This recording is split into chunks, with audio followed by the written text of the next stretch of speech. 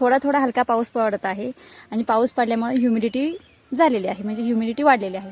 त्याच्यामुळे काय झालेलं आहे मंडळी, की जी स्ट्रॉबेरी आहे ती स्ट्रॉबेरीची ग्रोथ पुन्हा झालेली आहे. बघा हिरवीगार स्ट्रॉबेरी झालेली आहे. आता ही कशामुळं, तर आपण शक्यतो आपली जी स्ट्रॉबेरी आहे ती स्ट्रॉबेरी ऑर्गॅनिक करण्याचा प्रयत्न आपण केलेला आहे. आता ही स्ट्रॉबेरी पुन्हा बहरलेली आहे आणि हिला बऱ्याच ठिकाणी आता फळं पडलेली आहेत.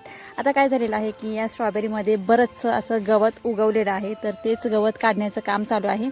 आता कसं होतं मंडळी, ऑर्गॅनिक पद्धतीनं शेती आपण करू शकतो, पण काय होतं की जो रासायनिक खतं वापरून पिकवलेला माल असेल किंवा ऑर्गॅनिक पिकवलेला जो माल असेल त्यांना दोघांना सेमच रेट मिळतो. तर माझं असं म्हणणं आहे की जो ऑर्गॅनिक पिकवलेला माल आहे त्याला बाजारपेठ ही वेगळी पाहिजे, किंवा ऑर्गॅनिक पिकवलेला जो माल आहे त्याला दर हा चांगला पाहिजे. आता कसं झालं आमच्याकडं की हा जो आमचा ऑर्गॅनिक पिकवलेला जो माल आहे हा माल आम्ही सोसायटीला 25 रुपये किलोने घातला आणि रासायनिक खतं वापरून जो पिकवलेला माल आहे तो देखील 25 रुपये किलोनेच सोसायटीला घातला.